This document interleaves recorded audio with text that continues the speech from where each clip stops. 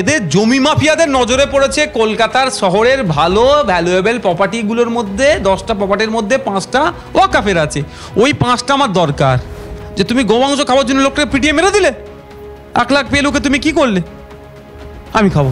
Actually যে বিষয় হলো যে এই যে সংখ্যালঘুরা যেভাবে আন্দোলন করে, অ্যাকচুয়ালি এই যে ওয়াকফ বোর্ড মানে কি আইন এনেছে, কিভাবে কি করছে অনেকেই জানে না, আকসারই জানে না আন্দোলন করছে।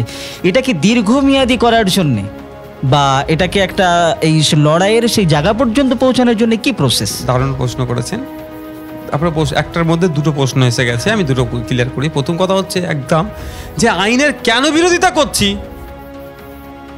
অনেকেই আমরা জানি না। একদম। আর না জানার পরে মাইক ধরে কি বলছি, মোদির বউ নেই, মোদির স্বামী নেই, মোদির স্ত্রী নেই, এই করছি। আর এটা তো বিজেপি চাইছে। আপনি মাইক ধরেন আর বিজেপিকে খিস্তি করুন, এটা বিজেপি চাইছে। ওই ভিডিও কাটিংটা বিজেপি যেখানে দাঁত ফুটাতে পারেনি সেই সমস্ত এলাকায় গিয়ে দেখাবে। এই দেখ মুসলমানদেরকে সাইজ করে দিচ্ছি, ওটা লাফালাফি করছে। দেখ কি সংখ্যক মানুষ ওতে উৎফুল্ল হবে, হিন্দু হৃদয় সম্রাট আমার মোদি এবার সাইজ করেছে মুসলমানদের। কিন্তু অ্যাকচুয়াল তো এটা নয়। এদের জমি মাফিয়াদের নজরে পড়েছে কলকাতার শহরের ভালো ভ্যালুয়েবল প্রপার্টিগুলোর মধ্যে 10টা প্রপার্টির মধ্যে 5টা ওয়াকাফের আছে। ওই 5টা আমার দরকার। দিল্লির রাজধানীর বুকে যে ভালো ভালো সম্পত্তির মধ্যে বেশ কিছু সম্পত্তি ওয়াকাফের আছে। সারা ভারতবর্ষের যে কটা শহর আছে সব শহরে ওয়াকাফের সম্পত্তি আছে। ওই সম্পত্তিগুলো আমার দরকার। পুঁজিপতিদের নজরে পড়েছে, মোদিজিকে দিয়ে আইন চেঞ্জ করাচ্ছে। কালকে যদি গুরুদুয়ারের সম্পত্তি নজরে পড়ে, মোদিজিকে দিয়ে আইন চেঞ্জ করাবে। পরশুদিন যদি পার্সিদের সম্পত্তিতে নজর পড়ে, মোদিজিকে দিয়ে আইন চেঞ্জ করাবে। এই তো ব্যাপার। তাহলে আমাকে তো আগে জানতে হবে কেন আমি এর বিরোধিতা করছি। আমি জাস্ট দুটো পয়েন্ট এখানে বলবো। একটা হচ্ছে বলা হচ্ছে আপনি 5 বছর প্র্যাকটিসিং ইসলামের মধ্যে থাকবেন, তাহলে আপনি অফ করতে পারবেন। তাহলে নতুন করে অফ করার জায়গাটা বন্ধ করে দিচ্ছে। ঠিক। আপনি বলুন, আমার হিন্দু ভাই কেউ যদি বলে আমি দেবত্ব দেবী নামে সম্পত্তি উৎসর্গ করবো, তাকে কি 5 বছর হিন্দু হতে হবে? এরকম আইন আছে কি? আমার খ্রিস্টান ভাই যদি বলে আমি গির্জার নামে চার্চের নামে 10 বিঘে সম্পত্তি দেবো, তাকে 5 বছর ধরে তাকে খ্রিস্টান প্রমাণ করাতে হবে তারপরে? ঠিক একইভাবে শিখ ভাই যদি বলে এ ধরনের কিছু নেই, কাদের জন্য নেই, আর মুসলমানদের জন্য করছেন, মানে নতুন করে ওয়াক করার জায়গাটা বন্ধ করে দিচ্ছেন। এই জায়গায় আমরা বিরোধিতা করছি। আর একটা জিনিস হচ্ছে প্রিন্সিপাল অ্যাক্ট 1995 ওয়াকফের সেকশন 107 বলা ছিল যে লিমিটেশন অ্যাক্ট প্রযোজ্য নয়। একথা সুন্দরভাবে কিন্তু বলেছিলেন অ্যাসেম্বলিতে, রাজ্যসভাতে কপিল সিব্বলজি। ওই অর্ডিনারি অ্যাক্ট, এই শব্দটা আমি খুব বলি আজকাল, দেখুন আমি ওনার কাছ থেকে ওটা দেখেছি। একটা লিমিটেশন অ্যাক্ট 1963, যে এই অর্ডিনারি অ্যাক্টটা হচ্ছে 12 বছর আপনি এই ধরনের এই জায়গাটার মালিক আপনি হচ্ছে। কিন্তু এই 12 বছর ধরে এই জায়গাটার আমি আছি, উঠা বসা করছি, খাতায় কলমে আপনি মালিক হলো, আমি কিন্তু এর একটা সত্তার মালিক হয়ে গেছি। আপনি আমাকে তুলতে পারবেন না, সহজে তুলতে পারবেন না। এইখানে একটা আমার হিস্সা আমার একটা থেকে গেল। কিন্তু কোনো রিলিজিয়াস এন্ডোমেন্টের ওপরে, ধর্মীয় সম্পত্তির ওপরে এই আইনটা প্রযোজ্য ছিল না এতদিন পর্যন্ত। আপনি দেবত্ব সম্পত্তিতে বসবেন, 22 বছর বসলেও আপনি কিন্তু সেই জায়গার একটু হিস্সার মালিক হতে পারবেন না। অকা সম্পত্তিতে পারতেন না, এরকম করে কোনো সম্পত্তিতে পারতেন না। এখন মোদিজি এসে ওই এই আপনার ইন্ডিয়ান লিমিটেশন অ্যাক্ট 1963-কে অমিট করে দিয়েছে। অর্থাৎ আপনি এই জায়গায় বসলে তাহলে এই জায়গার হিস্সার মালিক হয়ে গেলেন, মানে বুঝতে পারছেন? তাহলে এটা কেড়ে নেওয়ার চেষ্টা হচ্ছে। তো এর জন্য তো আমরা বিরোধিতা করছি। তো এই ধরনের অনেক কিছু আছে, অনেকটা লেন্দি হয়ে যাবে। কোনো একটা সময় শুধু ওয়াকফ নিয়ে বললে আমি আসবো, এটা না চর্চা হবে। এই ধরনের অবাঞ্ছিত কিছু সংশোধনী নিয়ে এসেছে, যেটার বিরোধিতা আমরা করছি। এটা অনেকে জানেন, এটা জানা দরকার। বিশেষ করে যারা স্পিকার, যারা আমরা বলছি, আমাদেরকে এই বিষয়ে জ্ঞান অর্জন করা দরকার। যে এখানে ওটা তো করছি। অনেক স্পিকার যে আপনি পুরো বলছেন, তো একটা যে কোনো জনপ্রতিনিধি তার তো একটা লিমিটেশন থাকে। একটা দেশের প্রধানমন্ত্রী হোক বা কেউই হোক, যে সমস্ত কুরুচিকার যে ভাষাগুলো আমরা শুনছি, এটা কি ঠিক? মোটেও না, একদম সমর্থনযোগ্য নয়। দেখুন একটা কথা বলি, কাঁটা দিয়ে কাঁটা তোলা যায়, দুর্গন্ধ দিয়ে দুর্গন্ধকে ঢাকা যায় না। এটা মাথায় রাখা কোনোদিন হতে পারে না। আর হিংসা দিয়ে সমস্যার সমাধান হয় না। সবসময় আপনাকে ভাষা সংযত করতে হবে। একটা জিনিস বুঝবেন, আজকে আপনি আমার সাথে কথা বলছেন একজন বিধায়ক হিসাবে, পীরের বাড়ির সন্তান হিসাবে একটা আলাদা আপনি আমাকে সম্মান দেন, ঠিক আছে। বিধায়ক হিসাবে আপনি আমার সাথে কথা বলছেন, আমি যখন মুখ্যমন্ত্রীর সাথে কথা বলি, অ্যাসেম্বলি হাউসে যখন ওনাকে অ্যাড্রেস করি, ওনার আমি চরম বিরোধী, আপনারা জানেন। একদম। কিন্তু অ্যাজ চিফ মিনিস্টার তাকে সেই রেসপেক্টের জায়গাতে আমাকে কথা বলতে বাধ্য আমি।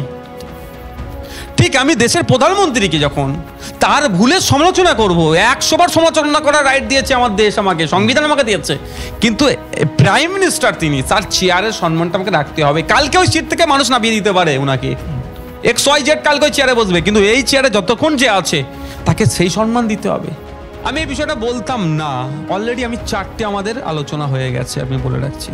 4 বার অলরেডি আমরা, মিডিয়া আসেনি কিন্তু আজ প্রশ্ন করলে দীর্ঘমেয়াদী করতে গেলে কিভাবে করতে হবে, অলরেডি 4 বার আমরা সিটিং করে নিয়েছি। পশ্চিম বাংলার হিন্দু, দলিত, আদিবাসী, মুসলমান, সামাজিক সংগঠন, রাজনৈতিক দল, ধর্মীয় সংগঠন, যারা ধর্মকর্ম করে সেই সব বর্গের মানুষের সাথে অলরেডি বসে নিয়েছি যে আমাদের বেশ কিছু ইস্যুর ওপরে আদিবাসীদের 2023 সালের আইন প্রত্যাহার কীভাবে করানো যাবে, অবভিয়াসলি ওয়াকাফ যে সংশোধনী আইন কীভাবে প্রত্যাহার করানো যাবে, পরিযায়ী শ্রমিকদের উপরে যে অত্যাচার হচ্ছে, যখন বসছে একটা একটা করে নতুন ইস্যু যুক্ত হচ্ছে, তাহলে এই নিয়ে অলরেডি আমরা 4 বার বসে নিয়েছি। মিডিয়াতে কিন্তু কেউ জানে না কোথায় বসেছি, সেটাও বলার আমার দরকার নেই, কারা বসেছি সেটাও বলবো না। প্রায় 50 থেকে 60-এর অধিক সংগঠনের সাথে অলরেডি আমাদের কথা হয়ে গেছে, কিন্তু এখনো না আমরা ব্রিগেডের ডেট ঘোষণা করছি, না আমরা এখনো পাবলিক ডোমিনে আসছি। কেন? যে আমরা দীর্ঘমেয়াদী চিন্তা ভাবনা, আগে এটাকে ম্যাচিওর করতে হবে। বাচ্চাটা জন্ম হয়েছে, এখনই যদি বলি আমি উইসন বোল্টের মতো ছুট কাটাবো, ও বাচ্চার আমার পাই হবে না। উইসন বোল্টের মতো জামাইকান স্প্রিন্টার উইসন বোল্ট, পৃথিবীর ইতিহাসের নাম আছে, তাকে মতো ছুটাবো আমাদের ইচ্ছা, কিন্তু বাচ্চাটাকে তো আস্তে আস্তে ট্রেনিং দিয়ে করতে হবে। তো আজকেই আলু লাগিয়ে, সকালে আলু লাগাবো, সন্ধ্যাবেলা গিয়ে আলুটা দেখি বেড়েছে কি কমেছে, বেড়েছে নাকি দেখবো, আলু হয়েছে কি, তাহলে আলু গাছ পচে যাবে। তো আমাদের দীর্ঘমেয়াদী যেটা আপনি করতে চান, আপনাকে পেশেন্স রাখতে হবে, ধৈর্য রাখতে হবে। আপনি একটা লড়াই নেমেছেন, আর বিশেষ করে আপনি বলছেন ধর্মীয় নেতা, কমের নেতা, তো আপনাকে আরো বেশি ধৈর্য ধরতে হবে। আমি কিন্তু কমের নেতা নিজেকে বলছি না, ধর্মের নেতা বলছি না, আমি মানুষের কাজ করতে ইচ্ছা আমার আছে, ধর্মের নেতা আছে, যারা সমাজের নেতা, একটা কোনো পার্টিকুলার ধর্মের পার্টিকুলার সোসাইটির নেতা, আমি তাকে অবজ্ঞা করছি না, তাদেরকে আমি রেসপেক্ট করছি, হওয়াও দরকার আছে। তার স্বজাতির জন্য গলা ফাটাবার লোকও দরকার আছে, হ্যাঁ, ন্যায়ের জন্য গলা ফাটাতে হবে, সেটা আমি বিরোধিতা করছি। তাহলে বুঝতে পারছেন দীর্ঘমেয়াদী করতে গেলে কী করতে হবে, পেশেন্স রাখতে হবে এবং চিন্তাভাবনা আউট অফ বক্স। শুধু আইএসএফের লাভ কী হবে, আমার লাভ কী হবে না, দেশের লাভ কি হবে, বাংলার লাভ কি হবে, বাংলার জনগণের কি লাভ হবে, এইটা আগে চিন্তা ভাবনা করতে। ঠিক যখন আপনি লাভ নিয়ে বলছেন, আমি অকাপ নিয়েই বলবো, এতদিন তো কোনো আইন টাইন কিছু হয়নি, এতে কি মুসলিমদের কিছু লাভ হয়েছে? অনেক প্রশ্ন আছে ভাই, এখানে অনেক সাহেব অনেক প্রশ্ন আছে, অকাপ বোর্ড তো ঘুঘুর ভাষা হয়ে বসে আছে, প্রশ্ন আছে। তা বলে এই নয় যে লাভ লস কিছুটা লাভ হয়েছে, লাভ লস হয় না বলে অকাপ বোর্ডকে দুর্বল করে দাও, সেটাও তো হতে পারে না। আচ্ছা, সেকেন্ড কোশ্চেন আপনার। সেকেন্ড কোশ্চেন হলো যে আপনি ধরেন এটা আন্দোলন করলেন, দীর্ঘমেয়াদী করলেন, কিন্তু এই যে এতগুলো সব কিছু নিয়ে ইউনাইটেড কিভাবে রাখবে, এটা আপনার কাছে কি আছে? দেখুন, হাতের 5টা গোল সমান না, একদম।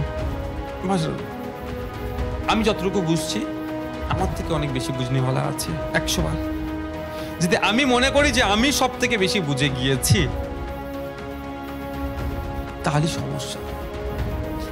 পশ্চিমবাংলায় এই ধরনের অনেক লিডার আছে, যেমন আপনাকে বলি, একজন কমিউনিস্ট পার্টির সাথে তিনি যুক্ত, সিপিএম পার্টির সাথে, বিকাশ রঞ্জন ভট্টাচার্য স্যার, অসাধারণ তিনি মানুষ, ব্যক্তিত্বের দিকে আমি বলছি, উনাকে আপনারা একবার দেখেছেন ধর্মতলার বুকে দাঁড়িয়ে গোমাংস খেতে, জিন্দিগিতে উনি একবারই গোমাংস খেয়েছেন, কিন্তু উনি যদি কোনদিন কেন খেয়েছিলেন এটা ভাবতে হবে। এই জন্য উনি খেয়েছিলেন যে গোমাংস খাবার জন্য তুমি পিটিয়ে মারছ, আমিও গোমাংস খাবো, আমি ব্রাহ্মণ বাড়ির ছেলে, যদি নিজে ব্রাহ্মণ বাড়ির বড়ত্ব কোনো দেখায়নি, আমি জাস্ট ওনাকে, তাহলে ব্যক্তিত্বটা বুঝুন। জীবনে কিন্তু গোমাংস উনি হাত দেননি, কিন্তু একদিন খেয়েছে কিসের জন্য, যে তুমি গোমাংস খাওয়ার জন্য লোকটা পিটিয়ে মেরে দিলে, 1 লাখ পেয়ে লোকে তুমি কি করলে, আমি খাবো, মানে আইনটাও নিজের হাতে তুলে নিচ্ছে, বিচারটাও সে নিজে করছে। হ্যাঁ, সেই জন্য উনি তার প্রতিবাদে খেয়েছিলেন। তো যেটা বললাম যে প্রসঙ্গক্রমে, তাহলে এই বিকাশ রঞ্জন ভট্টাচার্য স্যার অসাধারণ ব্যক্তিত্ব, একদম।